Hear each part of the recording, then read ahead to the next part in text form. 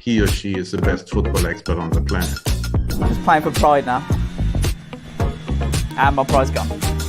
We're very passionate people here. Oh, well, hello. We're ready to come for the W, yeah? These girls will smoke you, man. Yeah.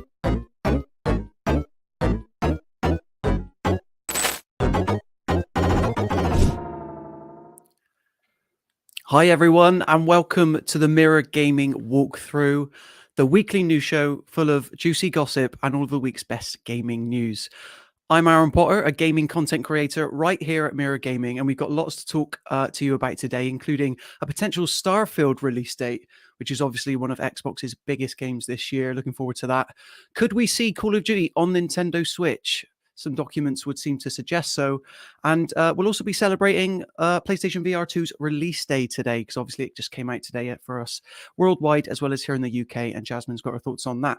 But joining me this evening on the podcast, I'm delighted to say, because obviously I'm not Nathan Bliss, there's only one Nathan Bliss. It is gaming editor, you've guessed it, Nathan Bliss. How you doing? I'm very good, Aaron. Thank you very much for having me on. It's a pleasure to be here. Thank you very much. Well, thank you for temporarily handing over the host chair. I'm flying by the seat of my pants here, but we're going to have some fun today.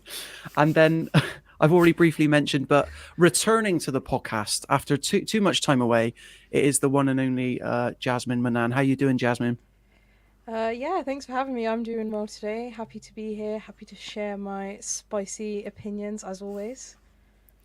Well, the spicier the opinion, the better. And, there's a lot of opinions to get into today. So starting off first, and obviously we are streaming live on Facebook, TikTok, and YouTube as well. So if you've got a comment, then feel free to leave it. Feel free to leave it, and we'll read it out on the show. I can already see insider specialist Scott McRae is being cheeky in the YouTube chat. So join him there if you can do, and we'll read out all the appropriate comments on the show, related to topics ideally. No, he's actually being very kind, bless him. But yeah, we don't allow that here. So anyway, let's dive straight into this week's roundup of gaming news, starting off with a potential Starfield release date. So earlier this week, we received word from a Twitter user that on the GOG Galaxy app, GOG obviously being CD Projekt Red's online gaming storefront, that Starfield was briefly listed there. I think it's available for pre-order, or you can add it to your wish list. But very briefly, it was listed, the launch date as June 29th, 2023. And obviously, we already know that Starfield is set to come later on, at least this summer. I believe Xbox was quoting the first half of 2023. And this is the first time we've seen a particularly, legitimate looking date.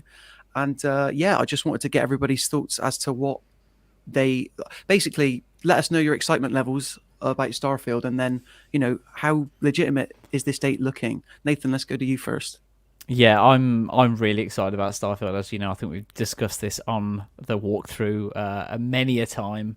I've got really high hopes for it in terms of the genre of game it is, but also how they're kind of marketing it as well, in terms of that open world exploration with loads of NPCs to contend with and things. It's going to be really good. Well, I hope it's going to be really good anyway.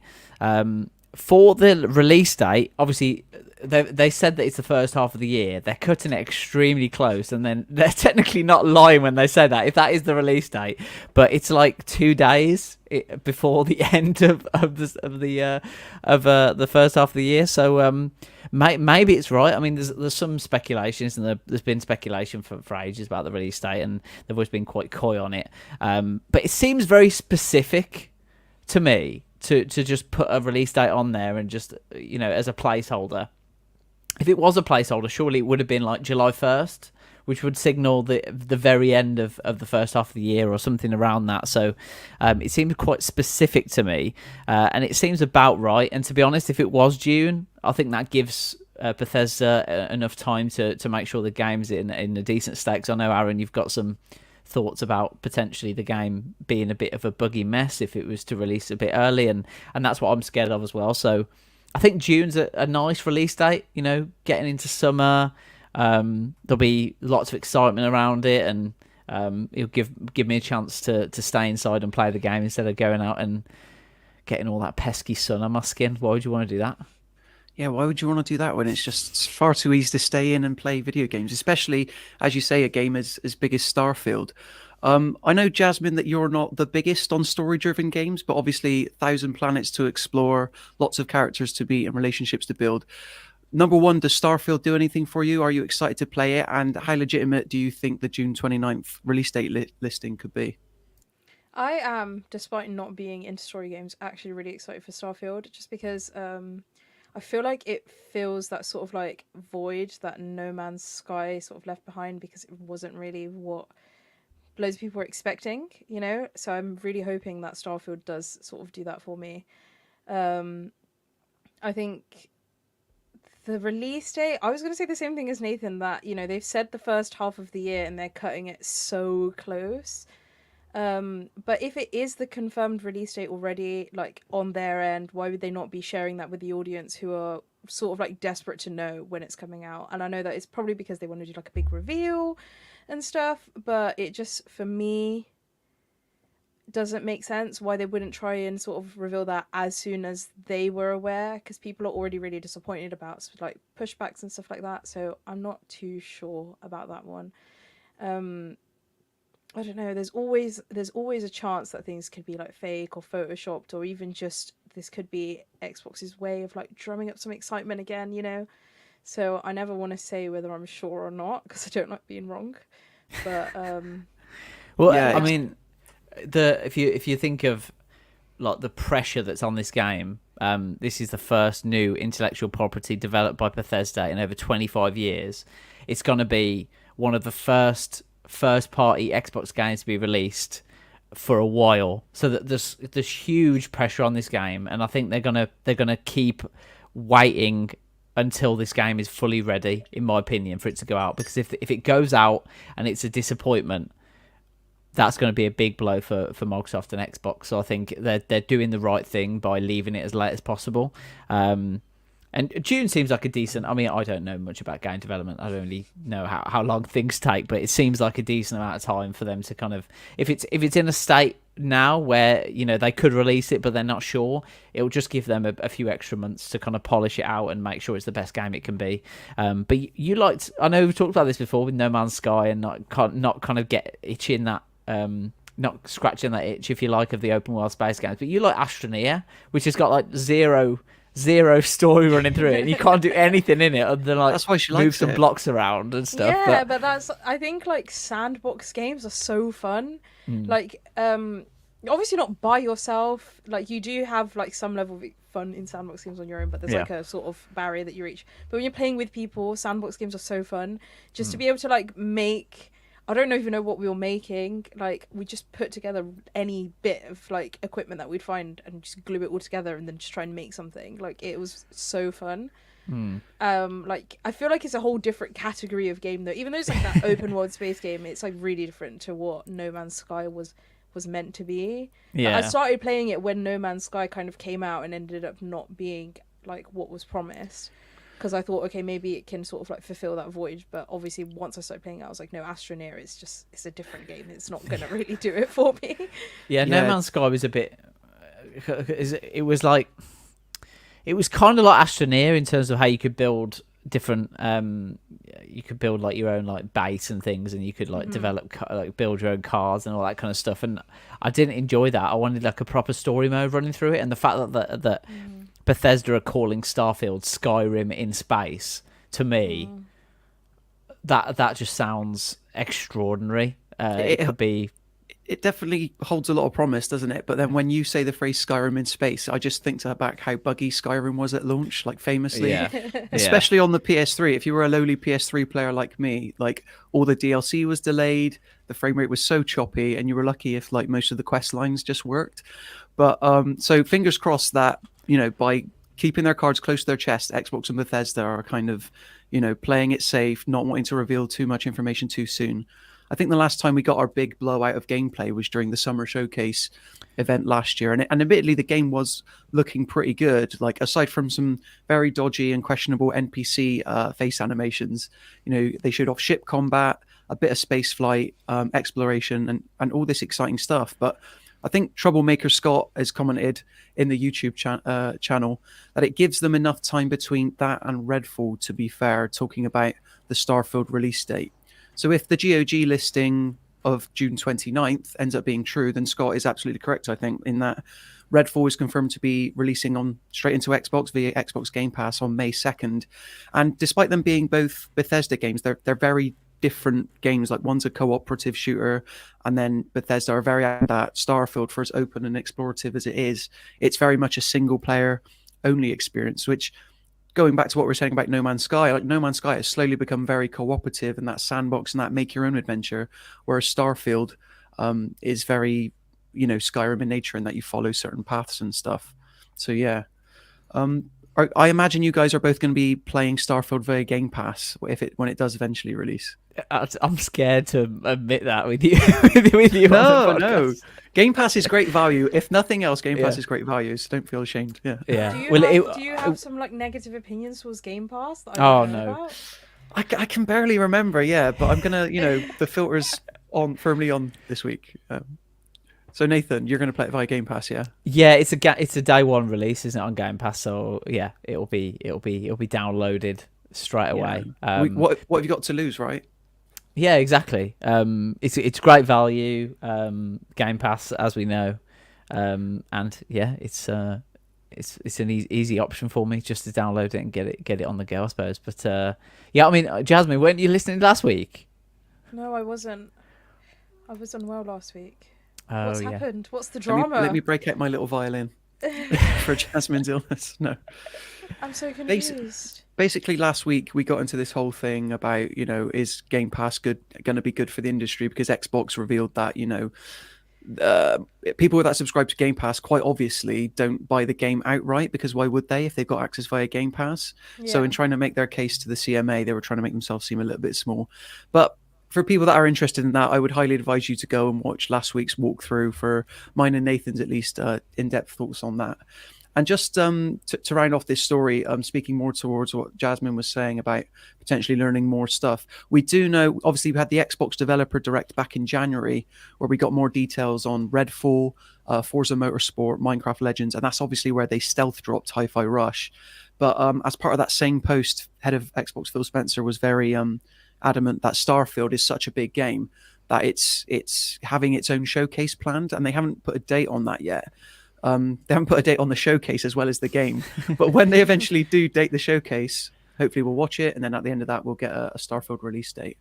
And I, for one, firmly believe that June 29th is where it's going to be, because that's just a couple of weeks after E3 as well, so it gives them time to show it off, really hype people up, like this is one of two big-ish games we've got coming out in the summer, and to get people really excited. Yeah, absolutely. I can't wait for that showcase. I just want to see more of the worlds that they've developed and the work they've put into it. And I think the big thing about the game as well is that the combat needs to be right, and the way the combat mechanics work and things like that. I'm not expecting it to be like Call of Duty, for example, in terms of that refined combat experience, but I think it needs to be good enough that when that experience isn't muddied when you do go and attack another settlement or whatever will happen in the game. So I think it's quite important that we see a bit more of that in terms of how it works, and if there's a backpack system like we saw in No Man's Sky, or how they're going to integrate that into the game, and what you can actually do, because there's been very little detail so far from what I've seen about what you can do, but there's been a lot of visual showing off of the game. And they've also talked a lot about loads of dialogue, like I think double the amount of dialogue that's in Skyrim. So that'll be interesting to see what, just more of the game. Just give me more, please, Bethesda and Microsoft. Just give me more. Yeah, because is 1,000 planets not more enough for you, Nathan? Because that's apparently what we're getting in the game. No Man's Sky had procedurally generated, exactly. You could just go, but I think that did take something a bit away from No Man's Sky, in that there were sometimes a bit too random, the planets that you could visit, and some like just didn't make sense. I know that sounds silly when you talk about space, and there's stuff in space that doesn't make sense, right? But I think with Starfield, I think they've got the opportunity to create real communities around these planets and make them if they're making 1,000, are only 1,000. If they're making 1,000 actual planets with their own identities, I think that's just a great opportunity for Bethesda and for the whole community to get stuck in, and rather than having like random planets that no one visits and stuff. So, Jasmine, 1,000 planets, is that enough for you? Yeah, that's what I was just about to say. Is I feel like the approaches are different for a reason. Is that obviously in No Man's Sky, the whole point of the game was to explore rather than having like the focus of Starfield is obviously going to be the storyline of it, which means that they need to have these planets that have identities and have like, you know, you have different communities every time you go to somewhere different, so it feels like a whole different environment, whereas in No Man's Sky it was completely random. That's like the point of each of those games. So I think that's why even when Starfield does come out, it's going to be so hard to compare them, because again, the same way like I was saying with Astroneer and No Man's Sky, even though it's the same basis of being in space and you kind of think of that same feeling, it's not going to be the same at all. They're going to feel like two completely different games, is what I think is going to end up happening. What I hope is going to end up happening. I hope that Starfield doesn't come out and end up being a buggy mess and a nightmare that people can't play, hopefully. I wouldn't hold your breath, that's all I'm saying, because we all remember how Fallout 76 went. Even though that game wasn't developed by Bethesda proper. And let's not forget, like, this game was already delayed by quite some way, because if I remember rightly, Starfield was originally scheduled to release last year on November 11th, echoing the sort of 11-11-11 that they once did with Skyrim. And then Scott again brings up a good point in the YouTube chat. Let me try that one again, shall we?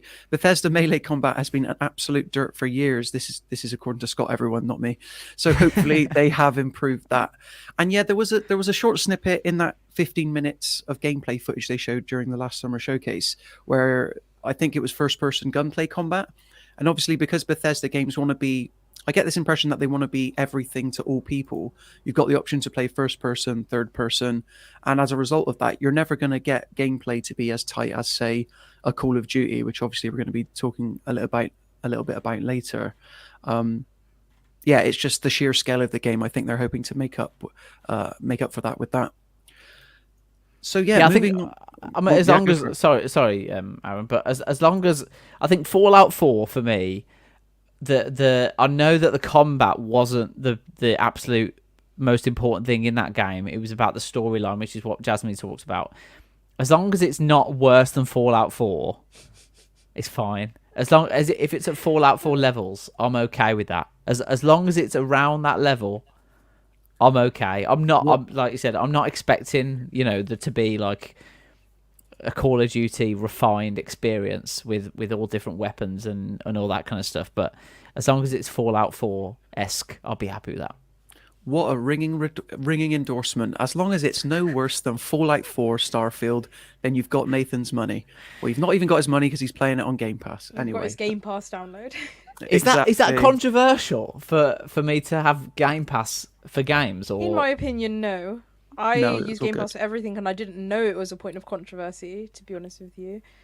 And I've never heard anyone complain about it before, which is why I was so confused as to why Aaron has such strong opinions about it. I think Aaron's trying to create the controversy here on the walkthrough. I think that's his intention. This is ground zero, people, where the Game Pass controversy begins. Yeah, Phil Spencer's going to be, ringing me up and complaining. But no, just so I can hold my hands up, Atomic Heart came to Game Pass this week. It's already downloaded on my Xbox. Amazing value, got to use it. And especially for a game like Starfield, like, can you imagine what the download numbers it's going to do when it releases later on this June? We're probably going to see all kinds of headlines in terms of Starfield tops the charts. It's the most fastest downloaded game ever, because as great as PlayStation exclusives have been recently with the likes of God of War, Horizon and stuff, I feel like they haven't really got a blockbuster of this size and scale. It's usually very focused titles. Yeah, and with Sony as well, they have to rely. The developers of those games have to rely on the sales of those games to get paid, or if you like, to get compensated for that. But with Game Pass, with games being when they go on Game Pass, obviously the devs are that's a lucrative thing for the devs to be on that platform, because they're offered that security financially that Microsoft can provide that. So I think Game Pass is at the moment is a good value for consumers, and it helps long term with devs, and for smaller devs as well that are on Game Pass. It helps with the security of their business as well. But yeah, we'll have to see how Starfield does, obviously, on Game Pass day one. I imagine Starfield will be doing gangbusters for both Xbox and Bethesda, and they'll both be very happy indeed.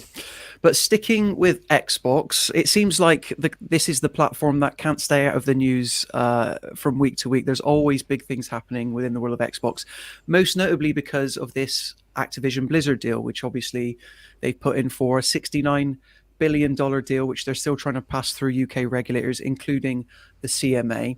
And that flares up in this week's news in the form that Xbox commits to a decade of Call of Duty on Nintendo Switch. So this came to light earlier this week when Microsoft President Brad Smith announced that Nintendo Switch and any subsequent Nintendo platforms will be getting Call of Duty series as part of a binding 10-year contract. The documents were signed following the initial promise from head of Xbox, Phil Spencer, in December of last year. And then Smith took to Twitter to say, "This is just part of our commitment to bring Xbox games and Activision titles like Call of Duty to more players on more platforms." And obviously the Call of Duty on Switch debate is something that keeps coming up every now and then, because I think before the existence of the Steam Deck in particular, the idea of taking such well-polished, action-packed, thrilling first-person shooters, the kinds of which you can only really get in a Call of Duty game, and being able to take that on the go, I know when I speak for myself, at least for me, it was such an exciting prospect. Like even something like the original Modern Warfare trilogy, I would have picked that up day one if there was like a compilation. Obviously, Xbox is committing this and has signed those documents to try and ward off the CMA and not create a monopoly and to try and pass this deal through. But my question for you guys is, what does Phil Spencer and what do Brad Smith mean by this? In what form can you get a Call of Duty game on the Nintendo Switch? And Jasmine, let's go to you first, get your thoughts. Well, I think first of all, this is one of the first times we'll actually be able to have like portable Call of Duty, right? Aside from COD Mobile, which I feel like, in my opinion, is a different game altogether.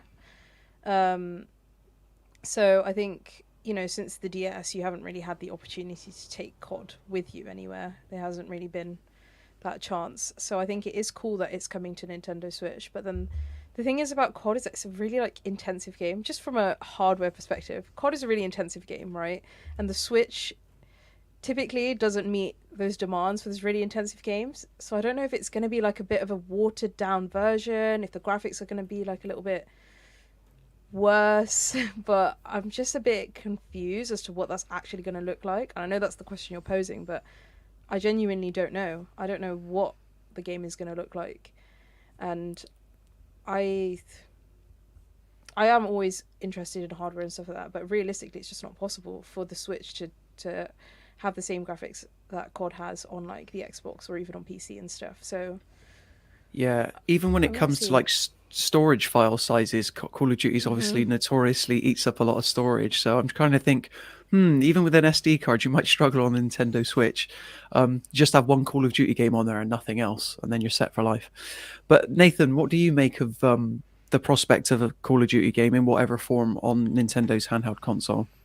Yeah, I think what's interesting about this is that they're being very vague about the actual contract that was signed and when are they actually going to start doing this. Because if they do it, if they say, for example, this contract is signed and the guys at Nintendo are working with Activision already and working with Microsoft already to develop these titles, as Jasmine said, there is no way that Call of Duty in its form now will go on Nintendo Switch and able to run at more than 5 frames per second. There is just no way. It'll be unplayable. The only way I can see is obviously Warzone Mobile launches this year in a couple of months. Jasmine said that's a different game altogether. Yeah, it is, but it is having also, you've got integration with Warzone Mobile, for example, has got integration with Warzone 2 on other platforms, so there's cost progression there. So for example, if you play Warzone Mobile or Call of Duty Mobile or whatever it's going to be called, I think it's Warzone Mobile, if you play Warzone on mobile, your progress carries over to other platforms. So that would make sense to me that they'd release that version for the Switch, because that's what that can handle at this given time, and then maybe it gives them a little bit more time for a Nintendo Switch 2 to come out with more storage, more power, and then they can develop a fully fledged Call of Duty game. Because as Lewis Barton will know, who's the FIFA content creator for Mirror Gaming, the FIFA version, the version of FIFA on the Switch is terrible. Awful, yeah. It is. Well, it's a rip-off. Isn't it just a roster update? Yeah, like, that's what they do every year. It's been the same game for about 4 or 5 years. I'm not sure the exact number of years, but it's basically the same game, and it's just literally a roster update and a kit update, and there's no new features, and it's sold at a full price every year, which is. And if anyone's ever played FIFA on the Switch, I feel I'm sorry because the experience is just horrendous. So the Legacy that's Edition the case with a lot of Nintendo games, right? Like you find that they're just. Aside from first-party Nintendo games, a lot of games that release on Nintendo Switch after having been on PS5 or Xbox or PC, like they just end up having to be a watered-down version because the Switch just can't handle that level of like graphics or whatever it may be. That it ends up having to be like a crap version, a watered-down version, like some type of version, like which you'd expect to see on mobile, not on another console altogether. So I think what you're saying about Warzone, like a mobile version coming to Switch, I think that makes a lot of sense, especially considering they're already developing the mobile version now too. Like it's probably so easy for them to just chuck it on the Switch. It's such a shame because I remember during the days of the Nintendo Wii, when obviously the Wii was it was the best-selling console at the time, and even someone like EA couldn't ignore it. And I think there was a couple attempts there back during the like FIFA 09 days where they would try and have parity across PS3, Nintendo Wii, and Xbox 360. But then I remember when EA started paying more attention, you used to get Wii exclusive stuff. To the fact that I remember if you score a goal, you could shake the Wiimote and like you could like blast a horn. It became like part of the fun in that way. And that's why I kind of think that if Activision and by de facto Xbox, should they still go through, try to put Call of Duty on the Nintendo Switch, they're going to have to either do what you guys say and bring a version of Warzone Mobile, or just create something totally from the ground up. Because there's no denying that the install base of Nintendo Switch players is absolutely staggering. So like you can't really ignore it, and we're seeing that now with EA's poor attempts at FIFA. So yeah, it's the Nintendo Switch is too powerful.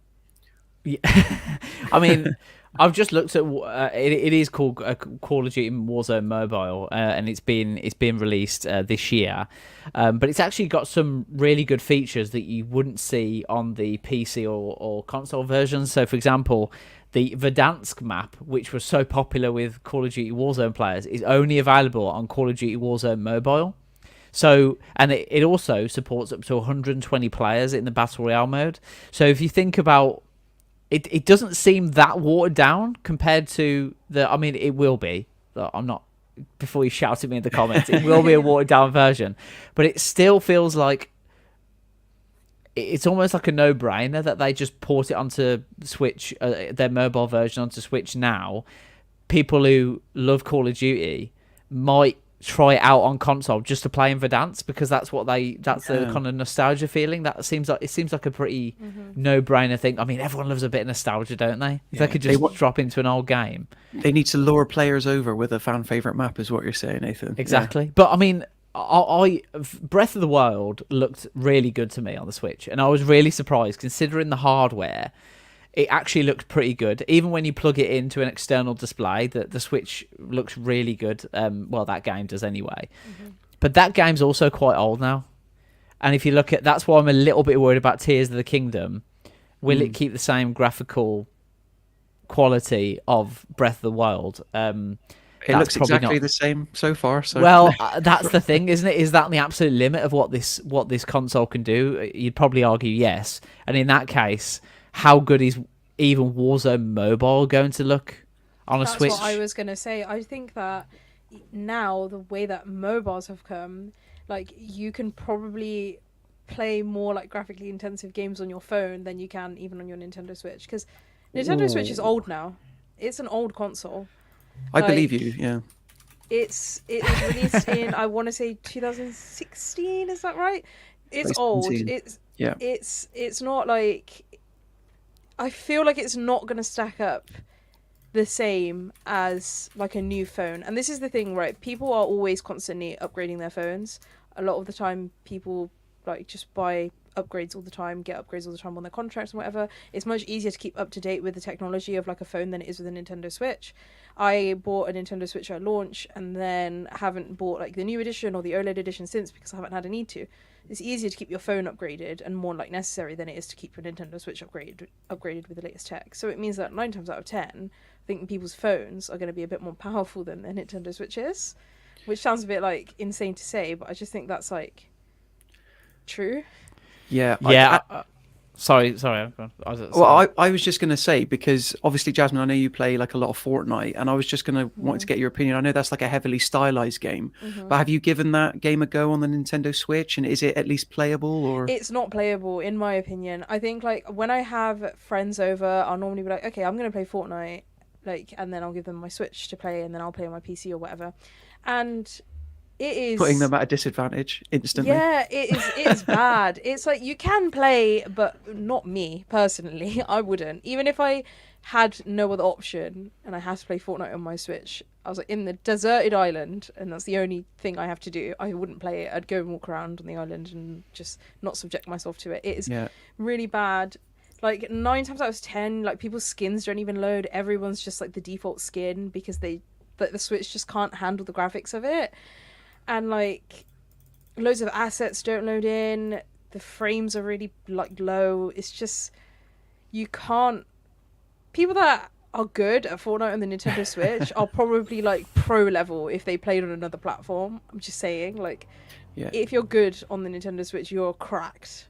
Yeah, it's similar to how Nathan went head to head against a professional F1 driver a couple of weeks ago, having to put him at a disadvantage. I've got this image of my mind of playing Fortnite with a Fortnite Pro, but them having to play on Nintendo Switch. That would probably make for a great video. And someone write that down quick. Yeah. Just while I was looking, I don't mean to kind of spec shame, but I know Jasmine is also a spec lover, so we'll dive into the specs of the Nintendo Switch, and it was worse than I thought. I don't know what I was expecting. It's bad. The CPU is a quad-core ARM Cortex A53 or A57, depending on where you look. That ARM processor obviously is quad-core. That's quite low for phones now, which is what Jasmine said. That CPU launched in 2012. Yeah, that's insane. So over 10 years old then for that CPU. Yeah. The GPU is a NVIDIA GM20B Maxwell-based GPU with 2 compute units, and I don't really understand the specs that much, but it's not good. All the numbers are very low, which normally tells the story. It's got 4 gigs of DDR4 memory that runs at a 1600 megahertz transfer speed. If you think about that, most phones nowadays, especially you can get like gaming phones now too, have way more RAM than that. Like way more. Yeah. And even like a normal phone will have more RAM than that now, just so you can have like loads of apps open at the same time. And the Switch only runs 4 gigs of RAM. It's bad. Like the Switch is old, and that's the thing. That's why the speculation of the Switch 2 has got me like so hyped, because I really want to see what they can actually do with like a new generation console, because now that like it's so much easier to get like higher end like frames and graphics and stuff, even with like older graphics card CPUs and stuff, you can still get like decent frames on a lot of like games. I want to see what they'll do. Just reading a bit more about the GPU as well. Sorry I love jumping into the specs, but the NVIDIA what's it called? The GM20B Maxwell-based processor. The Maxwell architecture is the same one that you'll see in graphics cards like the GTX 745, the GTX 750, the GTX 750 Ti, the 960. These are like graphics cards from 2014, and they're based on the same decade old 28 nanometer process, which sounds small, but we're running on, is it 5 nanometers at the moment, Jasmine? The 5 nanometer process in the 4090, I think. Yeah. I just don't know. So basically, it's a miracle that anything runs on a Nintendo Switch, is what we've established in this conversation. Let's just say, well, to all the developers out there who are making games for the Nintendo Switch, well done. from Yeah. getting the most out of this. And Warzone and Call of Duty is a game where FPS, every frame matters. And if you're not even getting 60, 30 makes it playable. Any lower than that, you're going to be at such a disadvantage. So So- I remember when Apex Legends for the Nintendo Switch launched, and I can't remember what possessed me to download it, but I did. And about 10 minutes in, I'd had enough because it was chugging harder than a train, obviously. I have tried Fortnite on there as well. But I think today, and correct me if I'm wrong, guys, because you play a lot more online games than I do, but there's always this sort of implication that when a game comes to one platform, it's instantly going to be playable with other platforms as well. So maybe if Activision does bring Call of Duty to the Nintendo Switch, then and you have to lock it at 30 frames, could it be successful within the online realm if it just locks it to Nintendo players only? Because surely that's the only way you're not going to irk people and constantly get killed. But Warzone Mobile is cross-platform, and they've already said that across different platforms. So I don't know if they would lock it just for Switch players, because what would happen then is you would get no one playing it. Yeah, would there be enough of a player base on the Nintendo Switch for them to just lock it to that platform? Well, then why are they bringing it to the Nintendo Switch in the first place? Well, I it's know obviously why. to attract players, but I still feel like there wouldn't be enough players, Yeah. right? Just Or for is to it just a big power play from Microsoft to get the Activision Blizzard deal through, to say, Ding, look, ding, we're... ding, ding, ding. That's what Aaron was going for. Is it a Yeah. big power play to say, look, we're here to help gamers all around the world. That is we're not here to make money. We just want to make gaming for everyone, right? Yeah. That's Microsoft's stance at the moment. Aaron obviously doesn't believe that, but everything that they're saying as long with this deal, that's basically what they're saying. They're saying that we're on the side of gamers. They're talking directly to Nintendo gamers now, saying we're on your side. We want to bring more games to your platform, and by doing that, that's putting pressure on Activision Blizzard, on the regulators to push this deal through, because Xbox looks like the good guy. But what they haven't said is how they've signed a 10-year deal. When does that run to? Are they developing Call of Duty now? Are they doing it in a year? Are they waiting for a new console? None of that. It's very like, we've done this, but then there's no actual substance behind this announcement, which kind of there's always something going on in the background. I'm not sure what's happening. So you've hit the nail on the head, Nathan. All it is showboating. And I know this because obviously we had a couple of weeks back when Xbox was trying to, again, leaning into the pitch you said about we're all about gamers. We want to bring more games to as many people as possible. If that was the case, why aren't you putting Starfield on PlayStation 5 for one? It seems that Xbox is talking throughout both sides of its mouth. And that's mainly where a lot of my issues stem from. I don't like being lied to. Be honest with me. As a consumer, I don't think you should lie to your consumer. But it was a few weeks ago that I think Xbox said, "Oh, we're even going to keep Call of Duty on Steam, and we're willing to, very similar to what we've seen now with Nintendo, we're willing to sign an agreement with Valve." At which point, Valve came out and said, "Well, we didn't need an agreement. We'll take you for your word." Hence why I think that by making this announcement and by boisterously beating their chest, the announcement has been signed. Look at us, CMA. All it is showboating. But basically, if I did want to see Call of Duty come to Nintendo Switch, I can't imagine, at least natively, it's anything other than a collection of previous campaigns from older Call of Duty games. That's what like I thought Black Ops. it would be. Yeah. I didn't think they'd offer an online iteration of the game, because people would be too angry about it. It wouldn't perform well enough for you to actually play competitively. And then, no one plays Warzone for fun, right? It's for competitive reasons. You're not going to just play it for fun. So, you can't play it competitively on the Nintendo Switch. Your hardware's just not going to be good enough. So I thought it'd be a re-release of old campaigns, because it doesn't matter if your frames are not that high with campaigns and stuff. It's just a story mode. People won't be as disappointed with that. But then also, no one's really going to download it. It's the same as what you were saying, Aaron, about it being sort of there for the sake of being there. People aren't really going to download the campaigns, but at least then Blizzard, Activision can say, look, here it is. It's there. You can download it if you want. It's got 3 downloads in 5 years, but it's there. Yeah. I mean, it just so happens that Microsoft Brad Smith is meeting with the EU regulators this week. Coincidence, yeah. Which it seems like a huge coincidence. But I mean, technically they could say like, okay, we're putting Modern Warfare 2 remastered on there from like 2009. You know, we're putting the original Black Ops on there. We're putting a bit of zombies on there. You know, that would be fine. That would feel a bit disingenuous to me if they turned around and did that, because the way they've said it is that Nintendo are going to kind of keep pace with other platforms and their releases as well. Is that kind of what they're insinuating by saying that they're bringing Call of Duty to Nintendo? But they've said it in such a way that they'd probably get away with it if they did just bring remasters of old games. So obviously their marketing department is very clever. As their legal team. As an unabashed campaign lover, like I said at the beginning of this argument, like I would love that. And if they were just being honest about it in that way, then I'd, appreciate it a bit more. Because what I will say about Activision is that unlike EA, on the Nintendo Switch front, they have been a publisher that recognizes the popularity of the Nintendo Switch. And, like Crash Bandicoot 4, like that, I did play a bit of that on the Nintendo Switch after coming from PlayStation 5.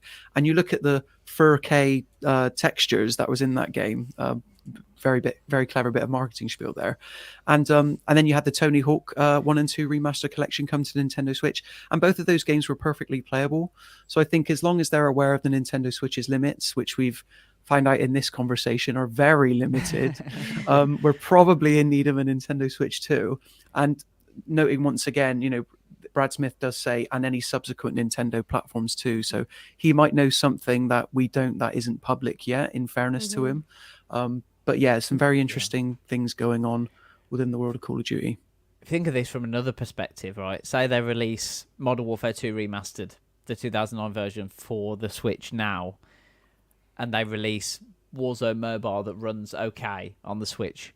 When the Switch 2 comes out, if that's got decent specs to but get close to a Steam Deck, for example, and they were able to get Warzone 2 to run on the Nintendo Switch 2, think about that as an opportunity.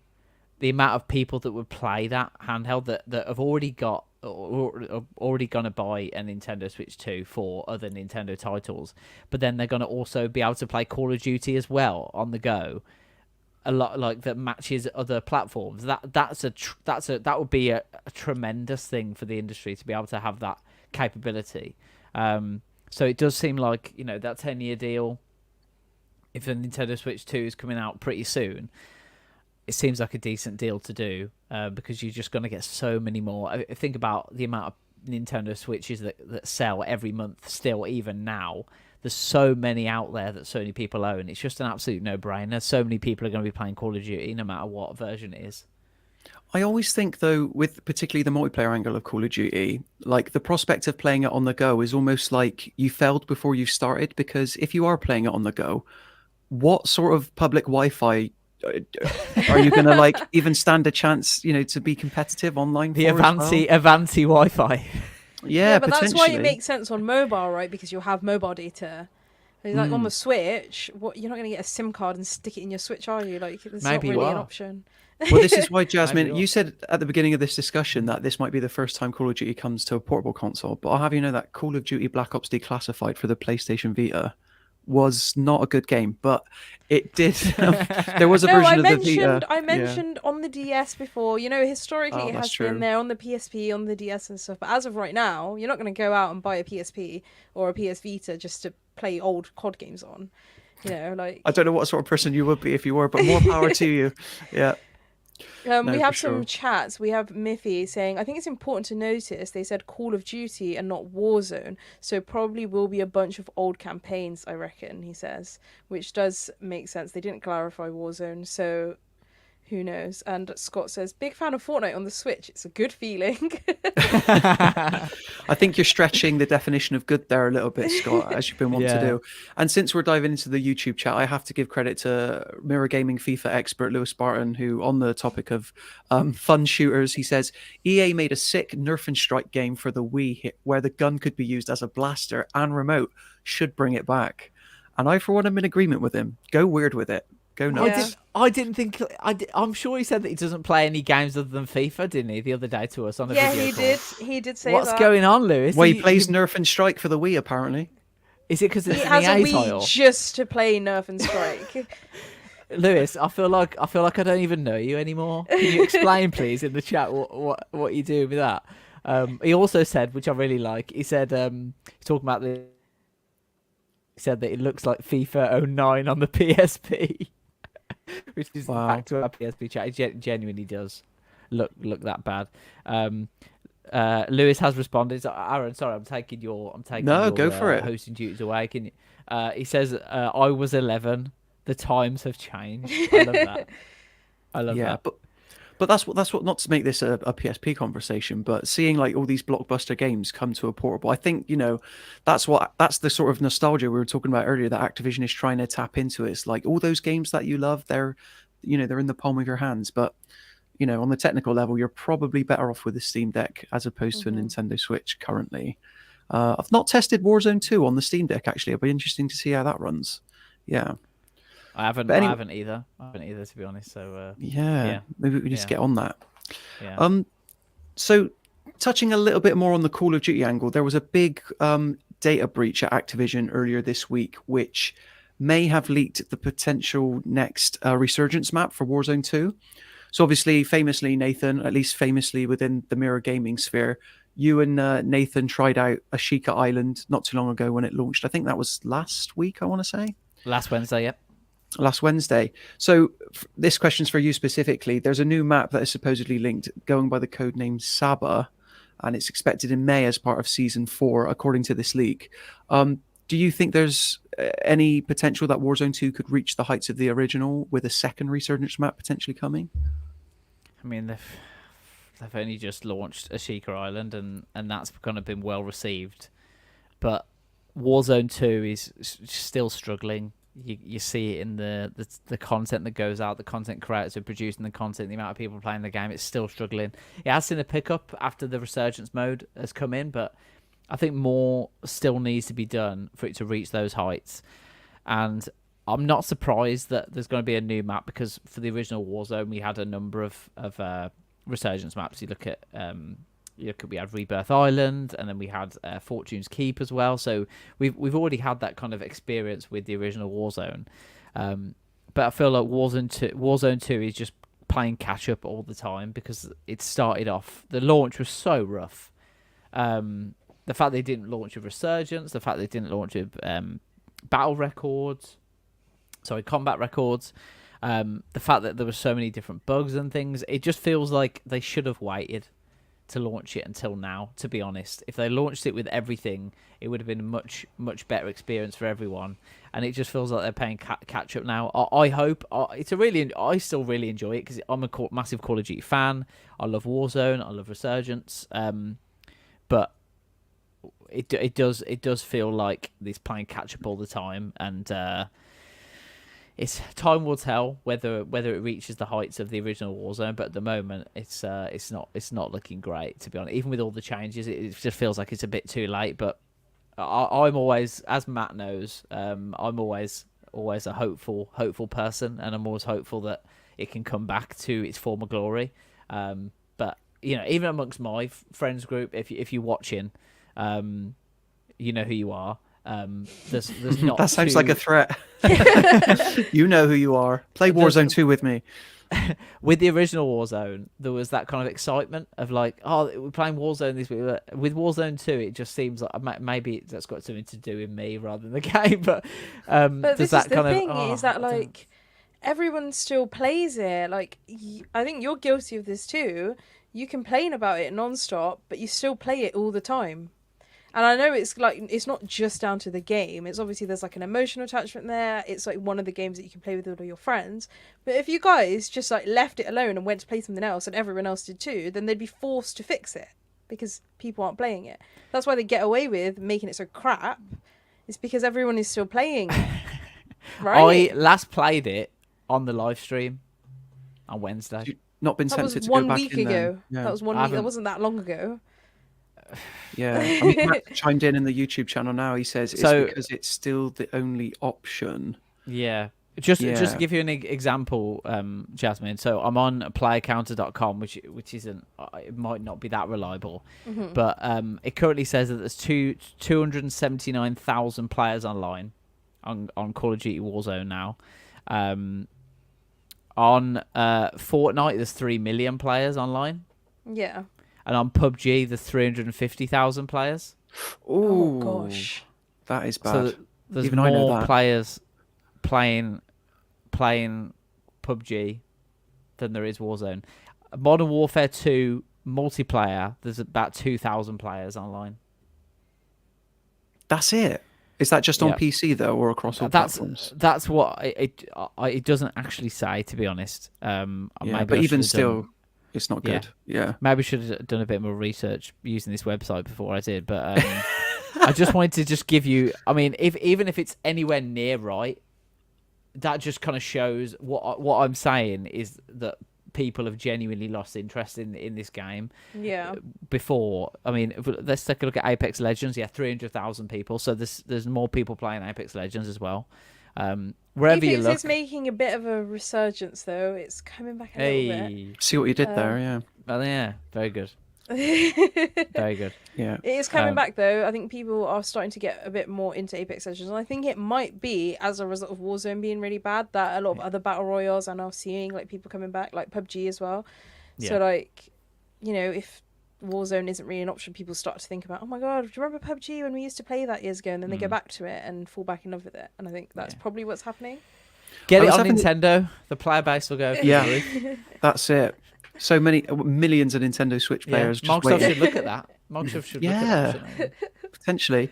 But I was Yeah. talking to, because I don't tend to play a lot of multiplayer games, so I won't chime on this topic too much. But it was interesting talking to Matt when this initial story broke about a potential new resurgence map for Warzone 2, because I remember back in the day, like 2007, playing Call of Duty 4, and you just had all the modes instantly available to you. And speaking to Matt, apparently Activision seemed to be on a mission to make it as hard and difficult as for people as possible, in the sense that there was only one resurgence map available at any one time initially in the original Warzone.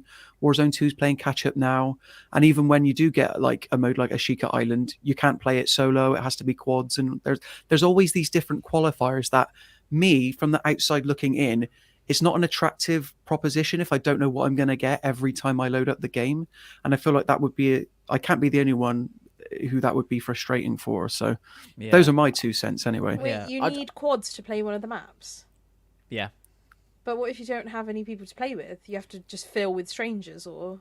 That's exactly what happened to me last Wednesday. I started a game and forgot to autofill my squad, and I went in on my own in quads and got instantly destroyed. And then I had to Yeah. go with 3 randoms.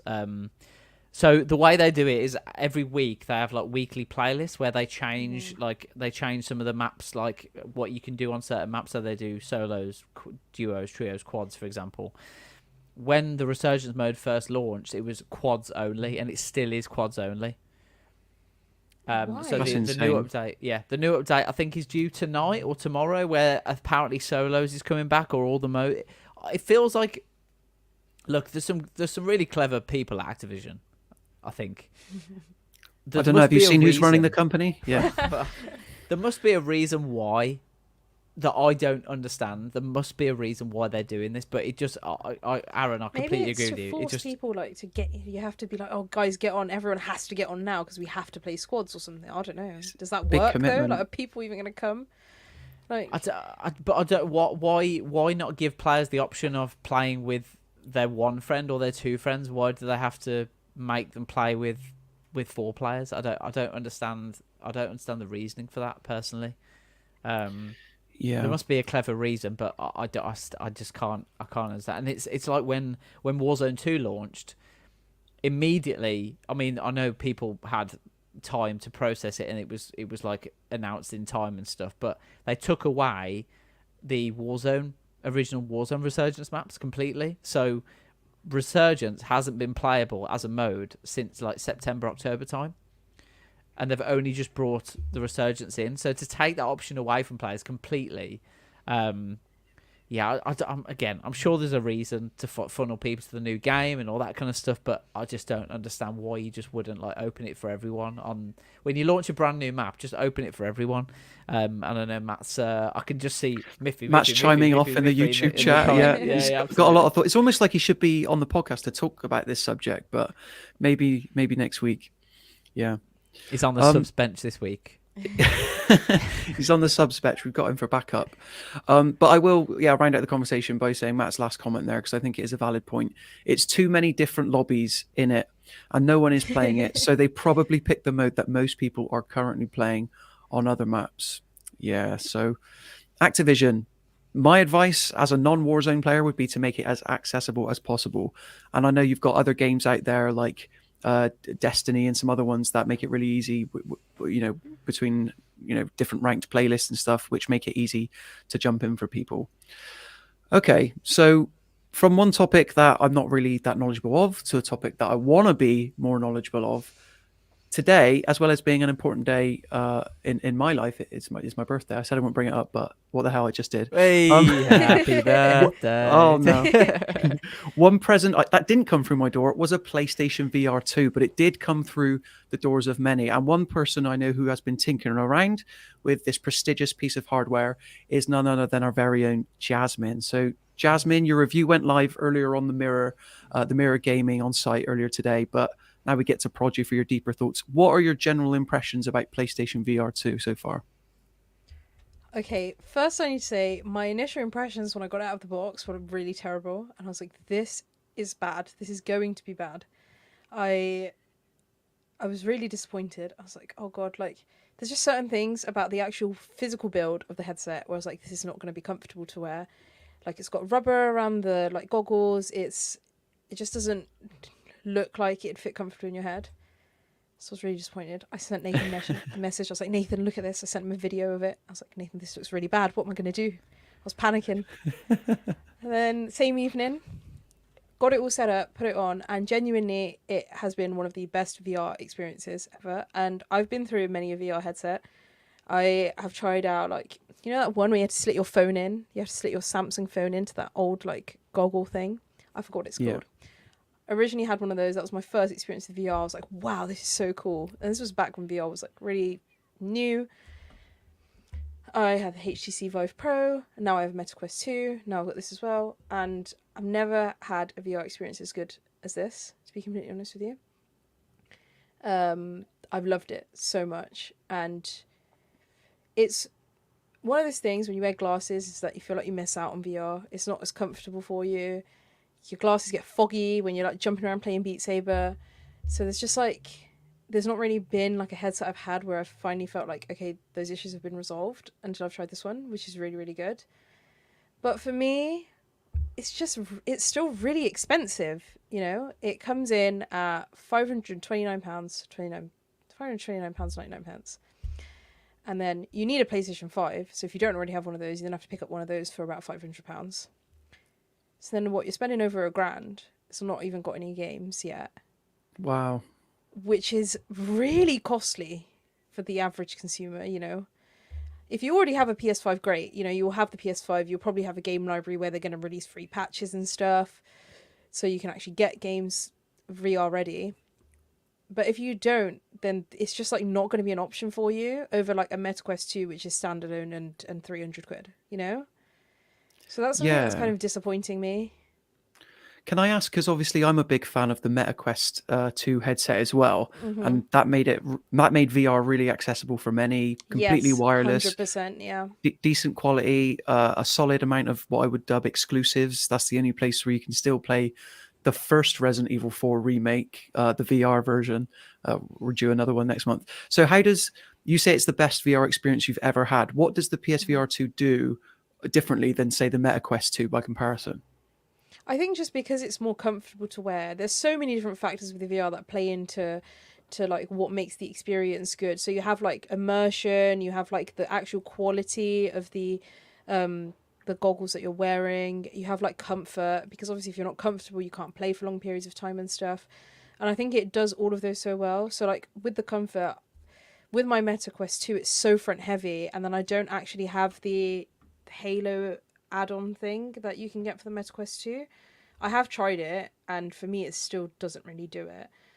But the fabric straps on the Meta Quest 2, they don't provide enough support. I feel like my goggles are always sort of sliding down ever so slowly, or they just don't feel like they're in the right place, and it's just not comfortable compared to this one. So after a while, I'll end up being like, hey, you know what, I'm getting a headache from the amount of pressure that I have on the front of my head. And then secondly is like the quality. Even though the resolutions aren't that different, I still just feel like the quality on PSVR 2, like the frame rate is also higher as well. So I think it's a combination of both of those things that I just don't feel motion sick. I'm really, really motion sicky, which is like so stupid for someone that loves VR. But I didn't get motion sick when I was playing on PSVR 2.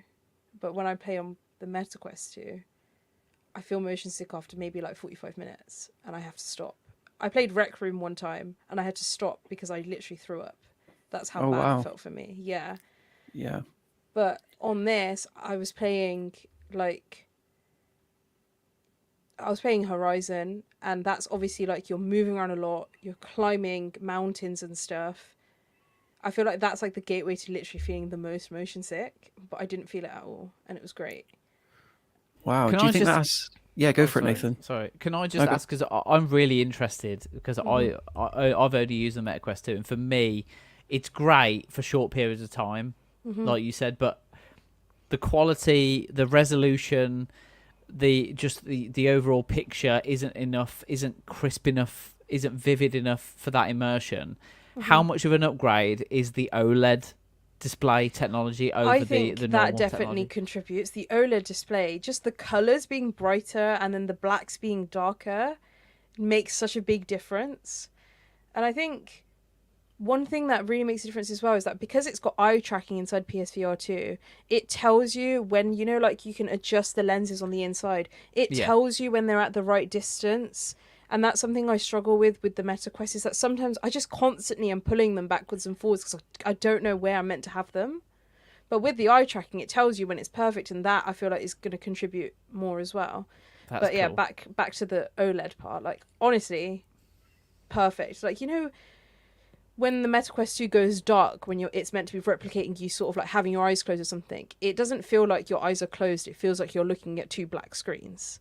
Whereas with this, it goes so dark inside there that it feels like your eyes are closed and you can see like nothingness as opposed to blackness. Which I think like is actually sick, right? Like it's really, really good. So I think that contributes so much to that sort of like real world feeling. And there's a bump in the resolution as well, isn't there, in terms of the resolution per eye? Yeah, compared there's a to the Meta small Quest bump. 2. Massive. Yeah, there's a small bump. I- It's not I- massive. I thought it was. Aaron's No, like it's massive not. and Jasmine's Massive. small. And No.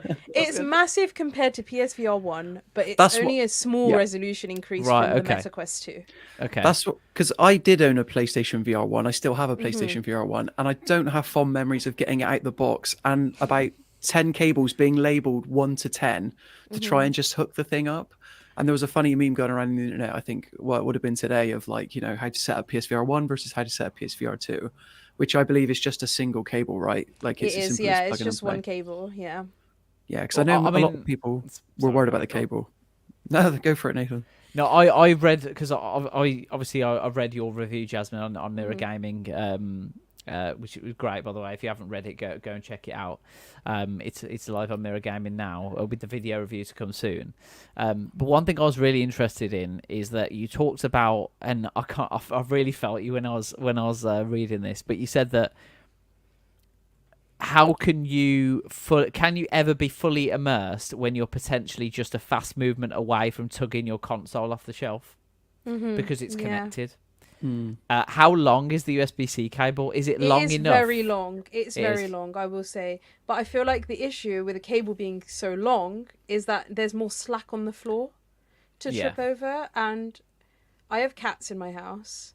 When I'm playing VR, it's already like I'm a nervous wreck that they're gonna come and they always come and stand near my feet, and then I can feel them there, and I'm like, oh my god, I'm panicking. So now when there's another cable in the way as well, it's like, okay, now I have to worry about cats and a cable, and then the cats and the cable, and then so many different things, and Yeah. it's just like, I feel like you have that sort of underlying sense of anxiety that, okay, something's gonna go wrong. That kind of takes away from the experience a bit. Yeah. And I think realistically, because the cable isn't like locked into the PS5, you're more likely to pull the cable out before you pull the console off of wherever it's sitting, which is kind of like, you know, a little bit of a relief, but it's still, you still always have that feeling of, oh my god, right now I can move like that, and then the whole PS5 will come with me. And for me, as we all know, it's not even my PS5, it's Matt's PS5. So if I break it, it's a whole nother level of issues. Matt needs that Yeah. PS5 to finally play The Last of Us after he's finished watching the series. Well, so yeah, it's out on there you go. PC soon, so no, you won't need it. No, I'll just keep it. It's Yeah. fine. Yeah. Yeah, it's Sorry, fine. Matt. Yeah, sorry, Matt. But for me, that doesn't sound like too big of a deal because I would be like playing Formula One, so I'd be like sitting in a rig Yeah. with the cable and everything, so I would know that it's not for. But I can imagine like if you're playing Beat Saber or something where you're Beat having like Saber's you're my doing those favourite game movements. one, yeah. If the cable, if someone like moved the cable or it was caught on something or there was any sort of tension there, would it pull out? I don't know if you've tested this, and I'd probably recommend against it. But would the cable come out before the console? Because do you know like the MagSafe on MacBook Pros or MacBooks? Yeah. If you like pull it, it comes out, and then the Yeah. laptop doesn't. Is it like that, or is it? No, it's would a it- regular USB-C cable with a regular Okay. USB-C port on the console. So would the and, USB-C cable come out, or would the I did test it, I will say, and I don't want Matt to get scared right now. I you tested shouldn't it. say this. No. I tested it in such a way where I literally I put my hand right in front of the console, and then I had the cable plugged in, and I pulled it just to see if the console would move to hit my hand. There was no way for it to fall down, but I wanted to make sure that I tested it before the console even moved a little bit. The cable came flying out. Okay. So That's good to hear. the cable came out first. I think that is normally the case with USB-C because it's like the way that port is designed. Yeah. The cable came out before the console moved anywhere. Obviously, the console's also quite heavy, so it kept it quite grounded.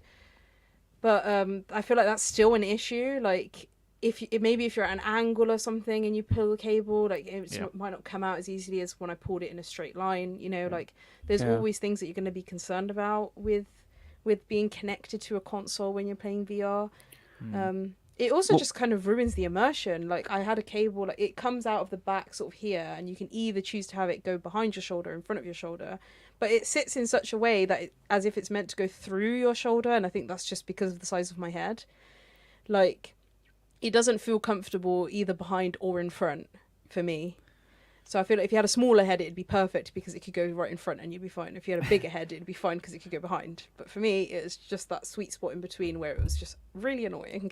You've grown up with everything wireless, though, haven't you? You haven't Yes, I have, experienced. yeah. You're Yeah. that young that everything's wireless. I mean, me and Aaron could remember the good old days with iPod Nano. iPod Mini, having the wires like Sony Walkman, that kind of. Yeah, era. I didn't have I had an iPod, but not a Walkman. 3.5 Really millimeter sorry. jack inputs. Okay, that's where it was I at. had an That's where it's iPod. at. I had Yeah. the little iPod, the iPod Shuffle with no screen and stuff on it. Yeah. But that was still kind of like, headphones, having headphones plugged in. That's not like the same as while you're playing VR in another reality Yeah. and you're like tugging cables. iPod Shuffle's like this big compared to like a PS5, which Yeah, is quite yeah, literally the size of the exactly. Burj Khalifa in Dubai or something. On Yeah. the note of audio, though, the PSVR 2 doesn't have any speakers. I remember you telling me about this. Yeah. It Do you want doesn't to have go any more into that? speakers, which is really bizarre to me because Yeah. I feel like for 530 quid, you should get inbuilt speakers. The Meta Quest 2 has inbuilt speakers. It doesn't make sense. So you need to plug in headphones, and it comes with stereo headphones included, but they are really uncomfortable. I'm just not a fan of kind of like bud, like, the rubber buds that you get on Earbuds, earphones. yeah. Yeah. I'm not a fan of those. They came with different like size options, and I tried them all, and for some reason they just never fit in my ear. Weirdly enough, I've got like loads of piercings in one of my ears, and it's not even that ear that feels uncomfortable. It's the other one that has no piercings in it. So You're off balance. no one say that that's the reason why, because it's not. Can you plug any headphones in, or does it have to be?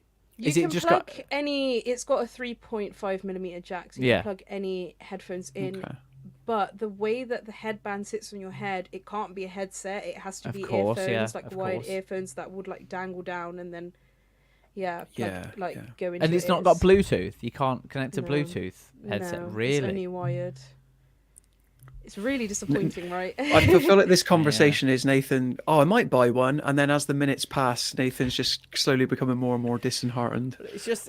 I'm just trying to understand like what you can do with it, because I think we worked together, didn't we, on the piece, like in terms of the headlines of what we were titling it, and I think we ultimately came to the conclusion that it's great, but you'll have to compromise on certain things. Yeah, Like the yeah. there's a compromise on features. there's performance over features basically, and I think that's what you'll just have to. And I think we're still. I mean, we talked about VR, didn't we, a couple of weeks ago, Aaron? Where we talked about. I mean, it was just kind of three guys just moaning about VR technology, which I'm sure Jasmine would have loved to listen to because you love VR. But I think we talked about the fact that VR is not quite there in terms of like having the whole package. And I think this is a step closer, but I still feel like it. I don't know what you think, Jasmine, but the fact that you can't have like that immersion of having the headset and having the audio and the wire in there. There's always things that aren't quite perfect with a VR headset. Maybe we'll just have to get used to that for the time being. So what I will say is that I haven't tested it out myself. Jasmine might have, but isn't it true that with the Quest 2, you can through Steam Link, you can play you can stream it directly from your gaming PC or gaming laptop directly to your headset. Yeah, you can. Yeah. I don't know what the delay's like, but in terms of like playing, if you want a totally wireless free Half-Life Alyx-esque quality experience, like that's probably still your best bet, and more affordable option, providing you've already invested in a gaming PC. Yeah. But although I will say I've used Steam Link with a Meta Quest 2 to play F122, and because of how fast that game is, it's a very unique game in terms of how the speed you're going and all that kind of stuff.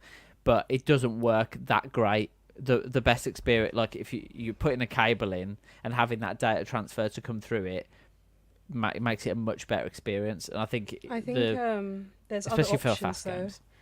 games. Sorry, go on. I was going to say, first of all, for a racing game where you're sat stationary, having a cable isn't too big of a deal anyway. Yeah, exactly. Yeah. But I don't use Steam Link. I use Virtual Desktop, which is like a third-party software. You buy it on Steam and then you get it on your headset, and then it links through that. And that for me, like, because when I use Steam Link and even when I use an Oculus Link cable, like I find that there's a little bit of a delay.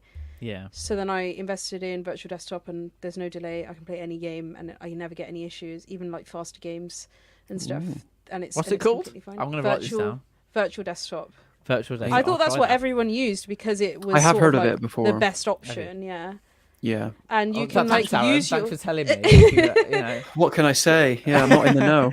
You I can invested use in, like like, your an- computer on it, so you can just sit and use your whole computer to browse the internet or something if you want. I don't know, if that's what you get up to in VR.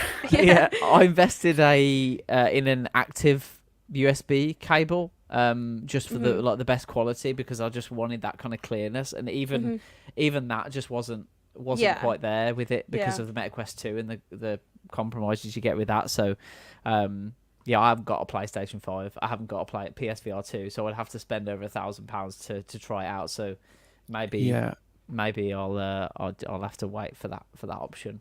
Put it on the back burner.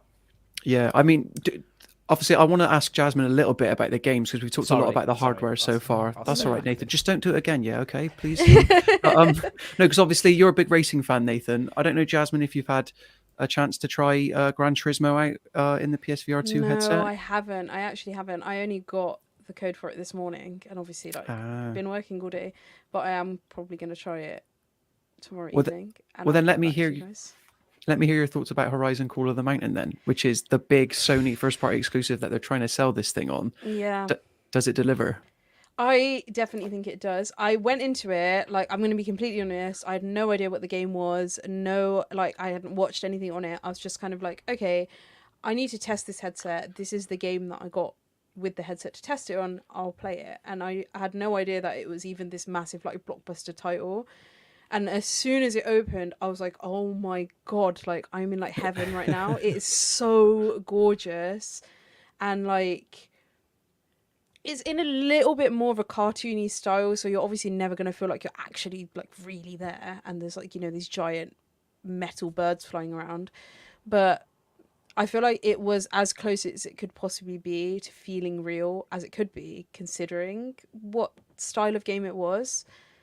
And the headset has vibrations on it, so when there's these giant birds flying around, or these little dinosaur looking creatures sneaking up on you, you can feel it before you can hear or see it, which is obviously that's if you're really there, that's what would happen, right? Yeah. If you're hearing these massive creatures stomping miles and miles away, you'd feel the ground shake before you'd see them, which is like insane. And like the climbing mechanics on it were really, really good. Like they just worked really well with the controls and stuff. Like all of the mechanics on it, I think, were really good. Like, you know, sometimes when it tells you like, oh yeah, put something behind your back to like holster your weapon or something, and then it's like really finicky, and you're sat there like shoving in loads of times, like you're scratching your back or something. Like, and it just doesn't go in. But like weapon holstering was really easy. You could just flick behind to grab bows, grab your arrows and stuff, and it was like really, really simple. And aiming is another thing that's weird on VR, right? Like you have to try and figure it out from a whole new like reality. But I found it really simple to get the gist of, really. So honestly, it's one of my favourite games now. I've only done like a little bit of it. I haven't finished the whole game because it's really long, obviously. But I think definitely within the next few weeks, I probably will, because of how good it is. Yeah, that's fair enough. You raise a good point, actually, because that might be a big differentiator between the PSVR 2 and other headsets. It's the haptic feedback on the headset itself. And I'd be interested to see, like with games like Beat Saber, for example, that are getting, I can't remember if it's a free update for Beat Saber or if it has to be paid for on the PSVR 2. But obviously previous versions of that game exist, and I'm hoping that the VR developers, because they're so niche and specific anyway, that they'll be able to take advantage of the haptic feedback on the headset, which would be the opposite of what we've seen from the DualSense haptic feedback so far, which out the gate with those launch games, at first it was like really, really good, but then it quickly tailed off. So hopefully haptic feedback on the headset would be here to stay. Yeah, I'm trying to think what other games. The whole point of like VR is immersion, so I really do hope they take advantage of it. But like, when you say Beat Saber, I want to know what you meant by this. What other haptic feedback would you expect on the headset for Beat Saber? On the controllers, it makes sense. Yeah. On the headset. Have you never crashed your head into like one of the tiles, like by accident, or you know, there's sometimes where you have to like dip and dive between the different things. Maybe if you collide a little bit, you get a little fuzz. Thank you. Yeah. Yeah. Fair enough. And wouldn't you want the like bass to come through as well with the music? Well, you'd want the bass to shake your head. Yeah. Me and Nathan haven't felt what this feels like. We don't know how intense it is. It's quite intense. It is. Right. Okay. It's quite intense. It's not just like a little buzz. It's like a. You were describing all these subtle motions, like a little bird flies over and stuff. No, a big storm bird. I'm talking about. It's like the size of a blue whale in the sky. I'm not talking a little bird. I'm talking a big one. Okay, so if you imagine Beat Saber's real, right? That's basically that's like the equivalent of you going into like, you know, you're at a club. And they're playing loud music. That's the equivalent of you standing by the subwoofer and the speakers, basically. So your head would vibrate slightly if it was like realistic. Yeah, but is that what you'd want in that experience? Me personally, I want to go to bed and have a cup of tea and a hot chocolate at like 9 o'clock at night. I don't think there's a VR game for that, but for if I'm choosing to play that game, at least I want it to feel like, you know, immersion and stuff. Okay. But yeah, can you adjust that, or is it just set? Yeah, they're like intensities for it and stuff. Can you switch off completely? Level. Not that I could find any. I don't think there are. I think there's just an on and off. Like you can turn it off, like if you don't want it at all. But I think like the intensity level is kind of set by the developers when they're like making games of how intense they want it. So I think maybe that's why you can't change it. But yeah, I couldn't find it. Surely it'd be interesting with Gran Turismo 7, Nathan, like because obviously if you're going to be in a vehicle with your head against the, you know, your rig, I think you called it earlier, that shows how little I know about racing games. I wonder if the haptic feedback will this information exists out there somewhere. This is pure speculation, but yeah, it'd be interesting to see how it comes in handy. Can you imagine your car, like when you sort of go off track and you can already feel your controller shaking? Can you imagine your head shaking like that? It'd be a really bad experience. Well, I think it depends. If you're like racing like single seater cars, they're not built to make you comfortable. That's like true. A Formula One car, or they're just purely built for speed. So you do shake. I don't know if you've ever been go-karting at all. Yeah. But I mean, like I just from go-karting, I just remember like that strap on your head on your, it just keeps like rubbing because you're just bouncing all the time. Yeah. So I don't know if that's a pleasant experience, but at least it'd be realistic. I don't know, but we'll have to try it out at some point. I have had a racing rig. Sorry to cut you off. That's all right. On the topic of racing, I have had a racing rig, and it was the let me check up there. I don't want to say the wrong one. The G29 racing. Oh rig. yeah. And I used it to play Forza because I really liked Forza. This one. I can't see you. Oh, Will, Producer Will. Yes, that's the one. Yeah. And obviously it's got like really, really intense like force feedback on it. True force. Yeah. I and hate my, that. My desk is like this thin, right? Yeah. Strap it onto my desk. The whole desk is shaking, and like it's just giving me trauma. So I feel like I wouldn't want to play Gran Turismo 7 with the haptic feedback on the headset. So as soon as my head starts shaking, it's going to give me that trauma that the house is falling down. So yeah, the true force is just believe it or not. I think. Don't get me wrong. Don't take. I think what it is basically like the sound of the game, depending on what surface you're driving on. That sound gets amplified into like a vibration energy, and that's what comes through. Because if you actually listen to the wheel as you're driving, you can hear the sound of the game as well through the vibration. Yeah. So personally, I don't like that true force element. I like it to be like, you know, as realistic as possible. I feel like it's a bit of an enhancer, but yeah, if you had that kind of true force coming through your head, I'm out. So yeah, I'd turn that's what I'm saying. It's scary, right? Yeah, I feel like there is such a thing as like too immersed, maybe. Yeah. yeah. You might never come out again if it's too immersive as well. So. Yeah. But imagine if you're playing like The Last of Us on there, and a clicker just grabs your head. Oh, and it just shakes your God. head. Imagine that. That's a new level of immersion, isn't it? No. Well, speaking of first-person horror experiences, I think Resident Evil Village will be getting an update relatively soon. So, Jasmine, we want your thoughts, immediate thoughts on that as soon as that update lands, please. Yeah. Before I even play it, I'm that. going to install the update and then straight away tell you what I think. Yeah, we're going to do an impromptu Mirror Gaming walkthrough. Emergency Jasmine's thoughts on Resident Evil Village. Because Resident Evil 7, of course, that was one of the it was an exclusive to the original PSVR for the longest time, and it's way too traumatic for me. I'm but really bad with horror though. I don't actually know if I could play it because I can't even do horror on a PC, and I feel like on VR it's just like a whole new level of freaking yourself out for what reason. Like I don't know why people find horror games fun. I don't get what the appeal is behind them. They're so scary. I'm fully behind you, Jasmine. I don't know why you would subject yourself to it, and I know there's some titles that kind of have a mix, and it's a good experience. But I'm in the same boat. The only horror game I played is Outlast, and literally I can open up my Steam right now and show you. It's 20 minutes of playtime, and that was it. I never touched it again. I went to just while we're on PSVR 2, I know we've covered quite a lot on this topic, and it's basically Jasmine's question time. But I've got one more, please, if that's okay. It. You talked about how you get travel sickness.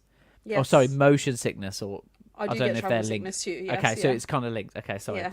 And you said that you didn't suffer as much with the PSVR 2. Is that just the image quality, or do you think it's the comfort, or do you think there's some kind of inbuilt anti-motion sickness stuff in there? I genuinely think it's all of it. I don't know about built-in anti-motion sickness because I don't really know. Like, I feel like if that was there, they would probably promote it a bit more, and I haven't really seen anything about that. And I don't know what it would be for them to build something like that in, but I think like a combination of the picture quality being better, having OLED displays so that the colors are more true, having like a higher refresh rate on the screens, like I think it all plays a part in it. And another thing to consider is that obviously because it's not standalone, you're using the hardware of the PS5 to render the games, which automatically means you're probably going to get better quality games as opposed to the MetaQuest 2, which runs the games on its own processors and stuff. So even the games themselves can be outputted at those higher levels to meet the expectations of the hardware. So I think a combination of all of those factors made it, and the comfort as well, like, you know, when you're not dealing with like headaches or eye strain or like having to constantly like move around the headset and stuff, it helps with motion sickness a lot. And I couldn't tell you exactly what it was that resulted in me not being motion sick. I just wasn't motion sick. And I'm a really motion sick person. I get like car sick sometimes, like really badly. I have to like stop the journey. I'll be like to my partner, stop, quick, pull over. I'm going to be sick. I'm never actually sick, but it's just that feeling of nausea that I can't stand. Yeah. As I said earlier, I threw up when I played Rec Room. Like I I'm a really motion sick, and I just never thought I'd be able to play VR the way I have been able to with PSVR 2. I thought I was That's always huge, just going to have though, to isn't take it? breaks. Yeah, they should be That's talking about that huge. more for sure, Yeah. because I know that just puts a lot of people off. And But I think it's like, just because it's different from person to person. There's no way that they can guarantee that loads of people are not going to feel motion sickness. I think maybe just for me it did, but it's not going to be like that for everyone. So I don't want to put it out there and be like, yeah, you're never going to be motion sick again, because that's just my experience. And motion sickness is like a really weird thing, like from person to person, isn't And it? people don't know how like debilitating it is as well. Like if you It's have motion bad, sickness, yeah. like I never like I used to have friends at school who had like travel sickness, motion sickness, like they couldn't read in a car, or they couldn't do certain things, and I didn't really understand until I went on a ferry from Plymouth to Santander, like an overnight ferry. Yeah. I can't get on a That boat. was I can't rough. get on any boat, any That was size, any rough. shape, Yeah. any boat. I just can't do it. I've been That on was so really many, rough. and it's always bad. Yeah, because it wasn't a cruise ship; it was a ferry. Yeah. So it was a small, and the amount of movement, and you don't feel like I couldn't concentrate on anything else. Yeah. Because my whole body was so I can't even imagine the amount of people that feel that when they're playing VR. If the PSVR 2 somehow has something, whether it, like you said, it's the resolution, the comfort of the headset, the clarity of it, whether it's a mixture of everything, if that can help people with motion sickness play VR, that's huge, because that puts a lot of people on playing VR and having that kind of headache that associated with that as well. So, I'm just going to jump in here because I've got a very unusual update. Obviously, the PSVR 2 launched today, and my brother was fortunate enough to get one, and he's just sent me this very text, unscripted. Having fun on Resi 8 VR, mate. So it is out today, for those who were wondering. Had to sit down after an hour. My back started to hurt. So there's that. I don't know whether or not a zombie creeped up behind him or if he's just got bad posture, but there it is. But that's the thing, is that like after an hour of playing, it was his back that started hurting before his head, which is insane to me. That's like the same thing with me. It was my ears that started hurting from the earbuds before my head and like stomach or eyes or anything started hurting when playing PSVR 2. That's crazy. Yeah, I think it is probably the unspoken problem that VR, I want to say, needs to solve, but it's almost like an impossible challenge, because no regular person should be stood up doing one thing for an hour anyway. And yet with traditional console gaming, we're so used to plonking ourselves and extended play sessions. Don't footballers run around for 90 minutes? Well, 90 minutes, but they're trained athletes, Nathan. We're talking about people like me and you, average Joes. I've waited in a queue for an hour. Standing it. Yeah, I But feel did like your I've back waited in a hurt? queue for a way longer than an hour. I mean, it probably would nowadays. Yeah. Yeah, absolutely. Yeah. Nice. I think the longest I've ever been in like a PSVR session, it was like Astrobot, the original one, because that was so immersive, and obviously you could play it sat down. That's the only game I could ever liken to like a true, like proper console game type thing. Yeah. But yeah, I want to try and I'm trying to explain this to people who maybe have never tried a VR headset or like don't know what we're talking about as well, because have you ever tried on a really bad set of headphones that give you a headache because of the fit? Yeah. It's like that. The It's pair like that I that, isn't reviewed it? today. Oh, they make your ears ache like the worst headphones, right? Yeah, And they just I like get squeeze your head. like a point of pressure like right on top of my head where the headband sits that just really starts to hurt, and then I feel like if I keep them on when I get that pain, it slowly starts spreading across my whole head. Yeah, that's that's what the only VR's thing. Like. Yeah, that's the only thing I can think that compares to a VR headset that it's not quite fitted properly, and then you've got the movement of the game as well, and it just kind of adds everything to it, and you're just like, nah. I feel like even when you do get the fit right, like with my Meta Quest 2, I'll put it on and I'll get the fit right to begin with, but because you're moving so much, it just starts sliding and moving and shifting, absolutely. And then it's not comfortable after like 10 odd minutes. But that's the thing with this headset, is that it stays so perfectly in position no matter how much I move. I don't know how it does it, because it doesn't feel really tight or anything. It just stays perfect. Have you got it there? Yeah, I have it. It's right on her desk. Yeah, I can see she's showing off. How do you? Oh, look at that! Look at that! So is it the back that's adjustable? So you put it on and then you tighten it at the back. Oh, really? Both okay. bits are adjustable. Oh, because it was the back only this is for the original. Goggles. You can pull the goggles. So then you pull the goggles forward. It like gives you a tutorial on how to put it on when you first put it on. You pull the goggles forward, and then you put it on your head. I can't do it with the headset on. And then once it's on your head, you can use this to like adjust the the band and stuff. Okay. So the pressure of the then- actual headband as well. That's good. Yeah, so then you push the goggles back into place, you'll tighten the headband, and if the headband's like not tight enough, you can like spin this dial Yeah. to get it like right perfect, and that's like all of the pressure is around this circle here. You don't feel anything here. This just sits very like just ever so slightly touches your skin. Like it doesn't like put pressure on you. All of the pressure is in this headband, and it carries the weight of the whole thing, which means it's like really evenly balanced as opposed to the MetaQuest 2 where it's front heavy, which is what I spoke about in my review. There you go. Read that that's on really the Mirror interesting. Gaming. Yeah, you can catch that now Absolutely. for Jasmine's full thoughts. But here's what I want from the viewers this week. I want, if you bought a PSVR 2, come back, go on your PSVR, put it on, download the YouTube app, and watch the Mirror Gaming in VR. It'll be an absolute treat, and you can see us. You know, it'll be as if we're almost really there for you. Whoa. There you go. There's Nathan's VR impression. Look at me. Amazing. But I just want to round off this conversation with a perfect question that Adam in the YouTube chat has posited. Does it have a Skyrim remake included? I don't think PSVR 2 is confirmed to have Skyrim on it, but No. don't put it past I Bethesda. don't think so. Yeah. That I know it came sounds to the amazing, original though. PSVR. Yeah. But yeah, this is the thing. It doesn't come with any games included. When you get the headset, you can get a bundle to get Horizon Call of the Mountains. But if you just buy the headset, there's no games included unless you have a PS5 with like games on it already. Then you can get the free like patches. But that for me is kind of like, I don't know. Yeah. I feel like And with PSVR 1 games don't work. no, they of the might Move release controllers. patches. Yeah, they might Right, okay. release patches in the future. But as of right now, no. Like, there's no guarantee that any of them will work. So I was writing an article on this today, but I believe the current, in terms of the launch window, not in terms of launch day, but this is like up until end of early March type thing. 49 games, I believe, is the total count of playable, but that includes like free patches, new games outright, and ports from other systems and stuff.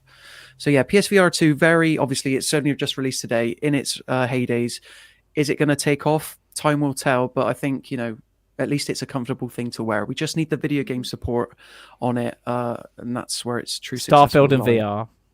Oh gosh. Xbox, just if you want to saw- help gamers. Yeah, I just Yeah. saw Yeah. No Man's Sky, the VR Yes. teaser for it. So I think Starfield on VR would look probably like 1,000,000,000 times better than that. So come on. You're going Come to on, take that, Xbox. Nathan. Ooh. Am I a No Man's Sky? I don't know. The No I Man's don't Sky know. developer. Yeah, yeah. It's okay. So- I don't. Yeah. I just remember Okay. you were being particularly hyped about how good No Man's Sky was looking on the PSVR 2 in that brief trailer shown. So Oh right, okay, yeah. No, it does look really good. I knew full well that was coming for free rather than Starfield not coming.